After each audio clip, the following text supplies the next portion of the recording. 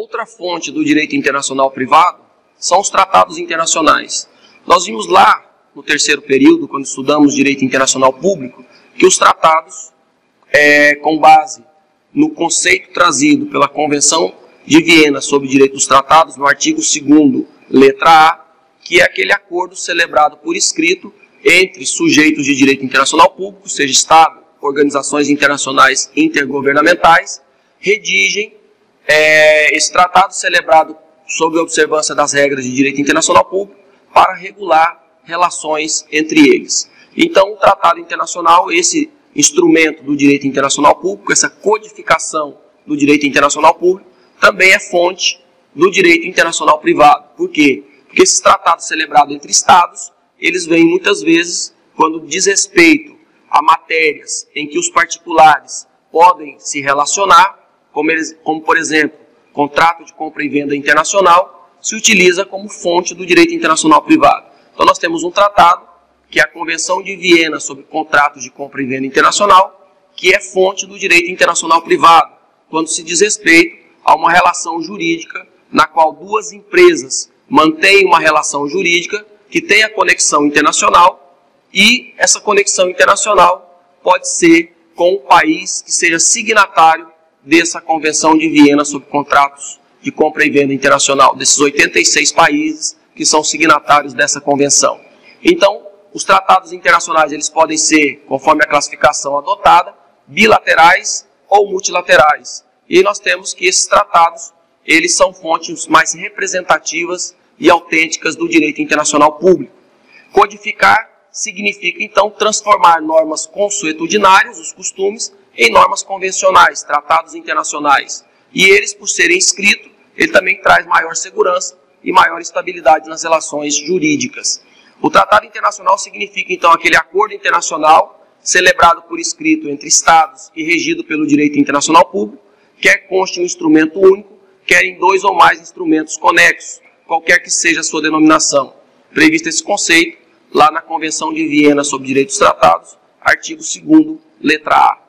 A incorporação dos tratados internacionais ao sistema jurídico interno do Estado, nós vamos ver que no Brasil é regulado mediante a ratificação pelo Congresso Nacional. A sua ordem hierárquica no Brasil está dentro da natureza que ele tiver na sua essência. Se for de direitos humanos, quando ratificado por 3/5 em 2 turnos de emenda constitucional.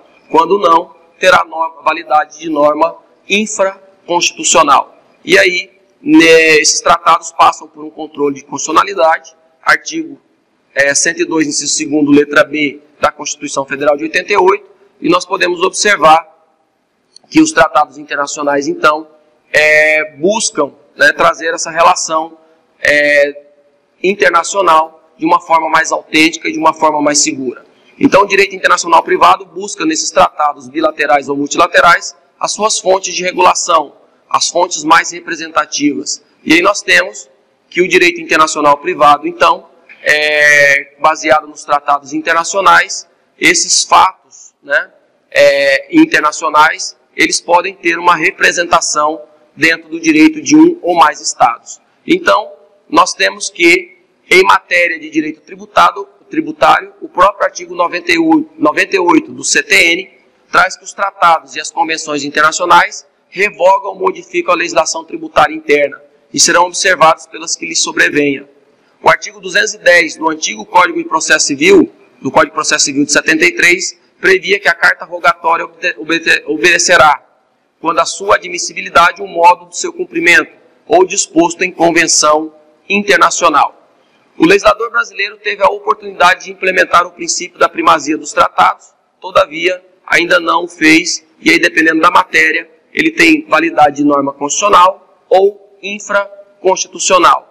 E aí nós temos os principais tratados que nós podemos utilizar em direito internacional privado, que é a Convenção de Haia sobre Nacionalidade, de 1930, promulgada no Brasil em 1932, o Código de Bustamante, que cuida com relação também à nacionalidade, ou dos apátridas, no seu artigo 9º, a Convenção sobre Condições do Estrangeiro, de 1928, de Havana, a Convenção sobre Refugiados e Asilo Político, nós temos a Convenção de Viena sobre Contratos de Compra e Venda Internacional, ou também o que nós já vimos, o chamado Código de Bustamante, ou a convenção aprovada em 1928 na 6ª Conferência Interamericana em Cuba, chamado de Código de Bustamante, constituído em 437 artigos, nos quais abordam quase todas as questões relativas ao direito internacional privado e ao processo civil internacional. O Código de Bustamante foi ratificado por 15 países sul-americanos e que foram realizadas reservas, principalmente o artigo 7º, que facultava a escolha do elemento de conexão. Como ele foi celebrado em 1928, o Brasil fez reserva, porque o Brasil adotava a nacionalidade como elemento de conexão para o Estatuto da Pessoa Física. E aí, o domicílio era o principal elemento de conexão no Código de Bustamante. Cumpre destacar que a preferência do professor Antônio Bustamante Sirven era por elemento de conexão nacionalidade dos países que exercessem o direito de reserva, era o elemento de conexão domicílio. Então, o Código Bustamante quase não tem aplicação na prática. Os principais motivos são relação à uniformização, ou o direito uniforme que nós já vimos em aula anterior, porque ele é muito abrangente, refere-se a matérias que não pertencem ao direito internacional privado, como o direito penal, a extradição, possui um conteúdo muito vago, fazendo com que muitos países exercessem o direito de reserva. As normas de direito internacional privado brasileiras encontram-se, como nós já vimos, no Decreto-Lei 4657 de 42, que é posterior ao Código de Bustamante, que é de 1928. Então se entende que a lei posterior revoga a lei anterior. E a doutrina e a jurisprudência nacional entendem que a lei posterior, então, que é o Decreto-Lei 4657 de 42, revogou a aplicabilidade do Código de Bustamante.